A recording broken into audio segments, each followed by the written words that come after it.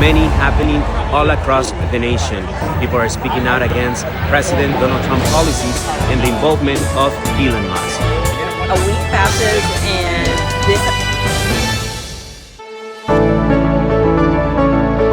สบายดีทุกคนสบายดีแม่บ้าน สบายดีไอ้วุ่นสบายดี FC ทั้งใกล้และไกลเนาะทั้งภายในและต่างประเทศเด้อพี่น้องลาวไทยเนาะเฮามาเบิ่งว่ามื้อนี้มันจะมีเหตุการณ์หยังขึ้นกับพอตุทรัมป์นี่อุ่นฮู้บ่ โอ้นับแต่เราขึ้นภาษีประชาชนอเมริกาก็มีความบ่พอใจพี่น้องละก็จะก็มีหลายคนหลายรัฐหลายเมืองว่าทั่ว50รัฐพุ่นละที่ออกมาประท้วงโอ้เฮาเฮาก็ได้เห็นข่าวเนาะก็คือว่าอะไรเนาะหลังจากตุทรัมป์เราขึ้นกำแพงภาษีที่สูงขึ้นกับทุกๆประเทศในทั่วโลกเนาะแล้ววันนี้เฮาก็ได้ยินข่าวว่าเนาะคนประชาชนสหรัฐอเมริกานี่นะภายใน50รัฐนี่ได้ออกมาประท้วงนโยบายของพอตุทรัมป์โอ้หลายคนเนาะออกมาเนาะเป็นครั้งยิ่งใหญ่เลยได้นี่เฮาก็บ่เคยเห็นปรากฏการณ์นี้มาก่อนเนาะแม่นๆเฮาก็มันอาจจะมีประวัติศาสตร์โดนที่แบบว่าประชาชนอเมริกาก็จะบ่พอใจแบบนี้นะส่วนหลายเฮาก็เห็นแต่ก็เจ้าหาเสียงเนาะแม่นบัดนี้ส่วนนี้เฮามาเห็นแบบว่าคนประชาชนบ่พอใจที่นโยบายของโดนัลด์ทรัมป์แม่นคนบ่พอใจไอ้ฮู้บ่ว่านโยบายเรามีหยังแดนับตั้งแต่เราเข้ามาเป็น president นี่นะโอ้แล้วก็เริ่มมีข่าวมาเรื่อยๆเนาะข่าวอันให้ตื่นเต้นนี่แม่นแล้วdeport ก็คือเนรเทศคนที่เฮ็ดผิดกฎหมายอยู่สหรัฐอเมริกากลับบ้านเนาะต่อมาแล้วแม่นเรามาขึ้นภาษีบัดนี้แล้วเราก็เลย์ออฟคนเนาะเอาพนักงานรัฐนี่ออกนโยบายอันลักๆนี่ก็แม่นคนที่บ่พอใจเนาะพี่น้องก็คือแม่นการปรับขนาดของหน่วยงานรัฐโดยที่เฮ็ดให้ชาวประชาชนอเมริกาที่เฮ็ดเวียกกับรัฐนี่นะตกงานต่อมาบัดนี้เราก็มาออกนโยบายสำหรับคนที่ลี้ภัยอยู่สหรัฐอเมริกาก็คือ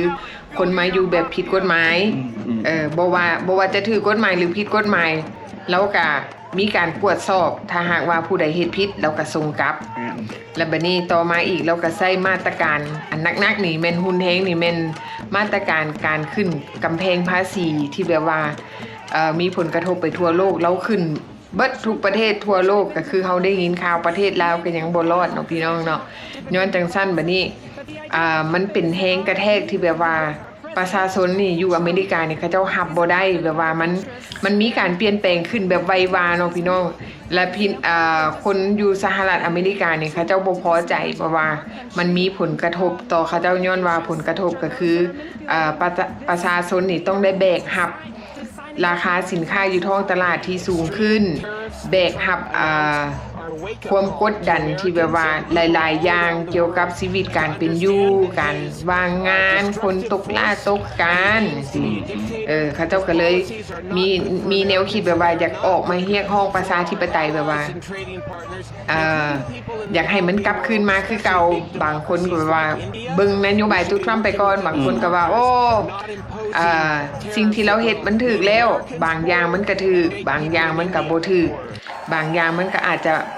ดีสำหรับบางคนแบบว่าพอใจบางคนก็บ่พอใจแต่ว่าเวลาเฮาเบิ่งข่าวเสพข่าวเนาะมันก็คือว่าเหรียญมี2ด้านเนาะมีคนนึงอาจจะเบิ่งอีกมุมนึงอีกคนนึงก็อาจจะเบิ่งอีกมุมนึงแม่นเบิ่งคนละมุมเนาะต่างคนก็ต่างมุมเข้าใจคนละแบบอีกเด้เฮามานั่งเบิ่งนำกันนี่ ความคิดเฮาก็บ่คือกันอีกแม่นถึงแม่นว่าเฮาจะความคิดคนละแบบแต่ว่าเฮาก็จะสร้างความแตกแยกให้กันแบบว่าเฮาก็มาโซเลกันคือจังซี่แหละเนาะแม่นคันไผมีอยู่ในใจนะก็คอมเมนต์เข้ามาพี่น้องเข้ามาลมได้มาระบายได้และอีกอย่างนึงเวลาเฮาอ่านคอมเมนต์เฮาก็ได้ความรู้หลายขึ้นเพราะว่าอย่างทุกๆคอมเมนต์เนี่ยมันมีความสำคัญสำหรับเฮาเพราะว่าเฮาก็ได้ความรู้ตื่มนะเพราะว่าเฮาก็อ้ายรู้2น้องรู้1เนาะอันนี้แม่นสิ่งที่เกิดขึ้นอยู่ในสหรัฐอเมริกาแม่นสิ่งที่แบบว่าเฮาอาศัยอยู่ประเทศนี้เมืองนี้เฮาก็ต้อง แบบว่าหับฮู้กับสิ่งที่มันเกิดขึ้น เพราะว่ามันก็อาจจะมีผลกระทบใกล้ตัวสำหรับเฮาโดยที่เฮาบ่ฮู้ตัวเด้ แม่นอันนี้มันแพลนของเราเนาะเฮาบ่ได้ตีว่าเรา ดีหรือบ่ดี บ่ดีเฮาก็แบบตามที่เราแพลนออกมานะ เฮาก็ไหลไปตามน้ำ แม่น แต่ว่ามีผลกระทบบ่มันก็ต้องมีแน่นอนเนาะคันคนใดคนหนึ่งมีเฮาก็ต้องมีเพราะว่ามันเป็นนโยบายรวมทั่วประเทศมันบ่แม่นนโยบายเฉพาะเจาะจง นี่แหละ I'm in Washington, เพราะว่า D.C. เราบอกว่า where ตอนนี้ thousands of แม่น people are ประชาชน gathering อเมริกากำลังอยู่ในช่วงที่ถูกผ่าตัดเนาะแต่ว่าเขาเจ้ารอบ่ไหวแล้วเขาเจ้าออกมาแล้ว แต่ละคนก็ออกมาประท้วงเนาะซึ่งจากบรรดา This is what they have to say. จากบรรดาโปรเทสจากวอชิงตันดีซีบอสตันซอลต์เลคซิตี้ฟลอริดาอยู่ก็จะไปห่อนประท้วงมองที่เราไปเล่นกอล์ฟคนนั้น โอ้แม่นเนาะ ก็จะกลับไปประท้วง 200-300 คนผู้ใดเขาเจ้าไปประท้วงอยู่หน้าสนามกอล์ฟเนาะตูทรัมป์แล้วก็ไปตีกอล์ฟแบบสบายใจแบบว่าเราก็คือสิมีแผนอยู่ในหัวเราหั่นแหละแต่ว่าเฮาก็มาถามเบิ่งเนาะว่าพอตูทรัมป์แล้วสิมีคำคิดคำเห็นหรือว่ามีข้อแก้ตัวอันใดที่ออกมาอธิบายให้ประชาชนอเมริกาได้รับรู้ว่านโยบายของเรานี่เฮาต้องได้ท่าดลปานใดแล้วปานใดสิ่งที่เราว่า American Great Again มันสิท่าดลปานใด เขาก็รอทาเบิ่งอยู่พี่น้องรอทาเบิ่งนำกันเนาะ and in บ่ denial. เพราะว่าคนแบบว่าประชาชนออกมาเขา It เจ้า wasn't ก็ until February คันสมมุติว่าภาษีที่สูงขึ้นเนาะสินค้านำเข้าสูง สิ่งที่ประชาชนต้องแบกรับก็คือสู้กับราคาสินค้าอยู่ท้องตลาดเขาก็ต้องได้จ่ายเพิ่ม แม่น มันก็มีผลกระทบมาถึงแบบว่าครัวเรือน อ่า อันสว่าผู้ใดลูกหลายจากเคยที่แบบว่าจ่ายอะนะค่าอาหารทิศละ100สิมันก็สิเป็นทิศหนึ่ง200ได้บัดนี้มันบ่พอ แม่น ค่าแรงงานกระทอเก่า ประท้วงจังซี่คือสิบ่เป็นสิ้นสุดง่ายๆเด้อนี่ก็สิยาวไปเรื่อย ก็สิยาวไปเรื่อยๆเพราะว่ามันก็มีหลายอัน ๆแม่น และอีกอย่างหนึ่งคนที่ออกมาประท้วงก็แม่นพวกที่ตกงานเนาะ แบบที่เขาเจ้าบ่พอใจแบบที่เราแพลนของเรานี่แหละบ่ฮู้ว่าเราสิปรับปรุงในแนวใดเนาะเขาก็ได้ติดตามเราไปนำเราเรื่อยๆว่าเราสิเฮ็ดแนวใดต่อไป และบัดนี้นอกจากว่าคนสหรัฐอเมริกาอยู่ในอเมริกานี่ประท้วงเราอยู่นอกประเทศเขาก็ประท้วงอีก ก็จะก็มี อยู่ จับ โซน กลุ่มก็จะมาออกมาประท้วง อยู่โซนแถวยุโรปเนาะฝรั่งอังกฤษเยอรมันก็มีคนอเมริกาจำนวนหนึ่งที่เขาเจ้าไปเฮ็ดเวียกเฮ็ดงานอยู่พุ่นเขาก็เจ้าก็ออกมาประท้วงเด้เจ้าบ่มัก แบบก็จะออกมาประท้วงก็จะแบบอยากให้เปลี่ยนแปลงไปแบบที่เราก็จะเห็นซุมื้อนี้ก็จะก็แบบบ่พอใจ เขาเจ้าบ่มักนโยบายตุทรัมป์ แม่น เฮาก็นโยบายของเราถามว่าดีบ่เฮาก็บ่มีคำคิดคำเห็นเนาะพี่น้องเนาะเฮาก็บ่ฮู้เนาะคันสิว่าเฮาเว้าออกไป มันก็เป็นการแบบว่า โอ้พวกเจ้าบ่มักตุทรัมป์หากแต่ว่าอย่าลืมว่าอยู่ประเทศนี้เขาเจ้าเสรีในการออกคำคิดคำเห็น แบบว่า freedom of speech ก็เพราะฉะนั้นล่ะพี่น้องเฮามาเว้าหลังไมค์ก็ได้เว้าคอมเมนต์เข้ามา เมนเนาะ อ่า บางคนก็ออกมาว่า โอ้คันบ่ดีก็กลับคืนมาอยู่ลาวเอ้ยเนาะ เฮาเว้าถึงว่าค่าครองชีพอยู่นี่มันสูงขึ้นเพราะว่าราคาสินค้ามันแพงขึ้นเฮาบ่ได้ว่าโอ้อเมริกามันดีหรือมันบ่ดีนะเฮาก็ฟังแบบมีสติเนาะพี่น้องเนาะเฮาก็ต้องแบบว่าเข้าใจในบริบทในการแบบว่าเฮามาเล่าสู่กันฟังเฮามาโซเลกัน อันนี้มันเหตุการณ์เกิดขึ้นอยู่อเมริกาเนาะบ่แม่นเฮามาต้องตีกันนะเฮาก็มาเล่าสู่กันฟังแล้วก็มีวิดีโอมาให้ทุกๆ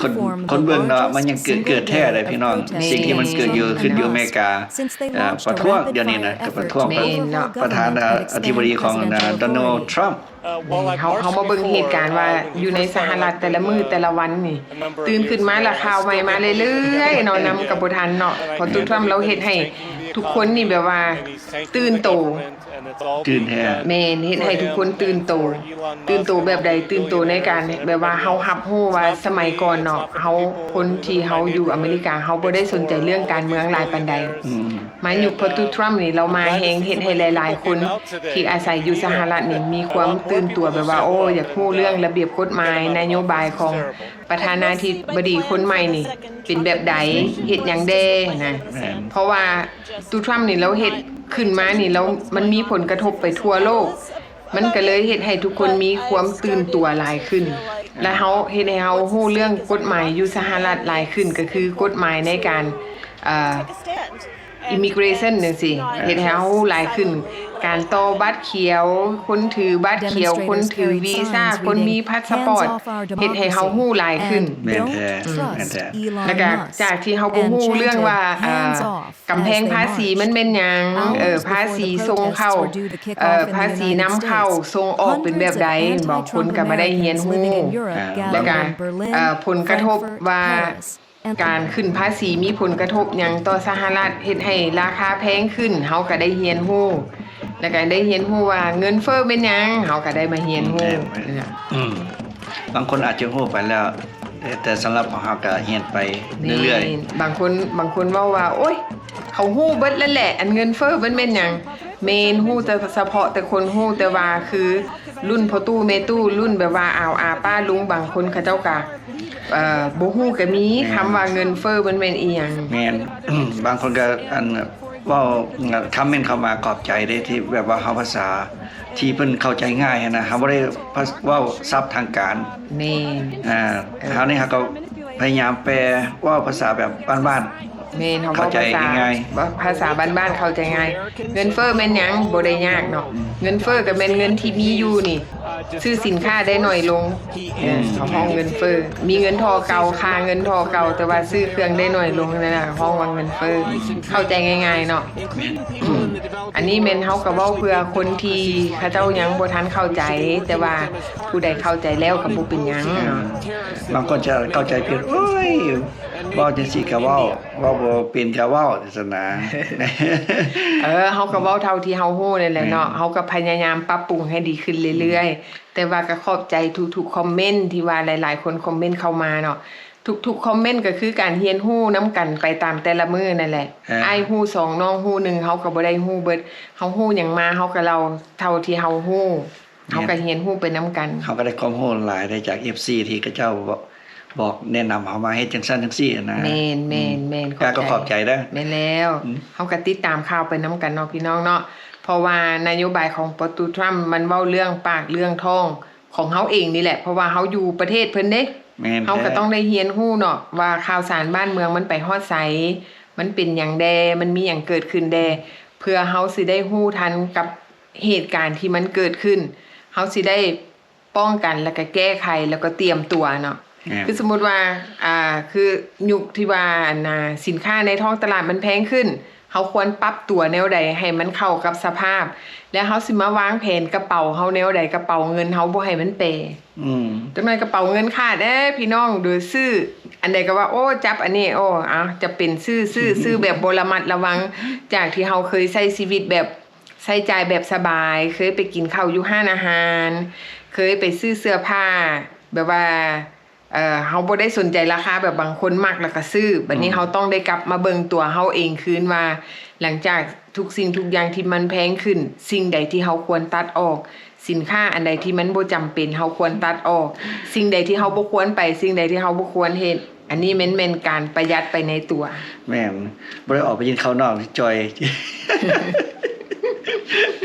บ่ต้องไปออกกันออกไปหาจิ้มยากเพราะว่าประหยัดไอ้อุ่นต้องหัดซะแอลนะ2เส้นบ่แม่นบ้านว่า2เส้นแอลกิ้วเลยเนาะยุคตุทรัมนี่เฮ็ดให้แอลกิ้วอันนี้แหละก็คือแบบว่าหลังจากที่เฮาฮู้ข่าวสารแล้วเรียบร้อยแล้วเฮาก็มาเบิ่งตัวเฮาเองว่าสิ่งใดที่เฮาควรประหยัดเพื่อเฮาสิได้อยู่แบบว่าสบายบ่ได้อยู่แบบว่าคือสมมุติว่าเฮาตกลาตกการเฮาสิเอาเงินส่วนใดที่แบบว่ามาซัพพอร์ตเฮาเองเนาะเพราะว่าเวลาเฮาตกงานเฮาใช้เงินแบบบ่ระมัดระวังเวลาตกงานเฮาบัดนี้ขอกินเงินวางงานก็ยากได้บาดนี้ยากแท้เฮาบ่ฮู้ว่านโยบายของตุทรัมป์ว่าการไปขอกินเงินวางงานมันสิยากสิง่ายเพราะว่า เราก็เปลี่ยนไปตลอดเนาะ แม่นแล้ว เขาบ่ฮู้ว่าเราสิเปลี่ยนหยังอีกต่อไปเฮาก็ติดตามไปเรื่อย เนาะติดตามไปนํกันเนาะพี่น้องเนาะอันนี้เฮาก็มาโซเล่เล่าสู่กันฟังเด้อโอเคสำหรับคลิปนี้ก็มีเพียงเท่านี้แหละเนาะพี่น้องเนาะเฮาก็โซเล่กันเท่านี้แหละจังหน่อยเว้าหลายสิมีคนเว้าว่าโอ้ยเว้าหลายรำคาญนะเนาะเว้าทำที่เฮาฮู้นี่แหละ อย่าลืมกดไลค์กดแชร์ให้เด้อพี่น้องเด้อคอมเมนต์เข้ามาหลาย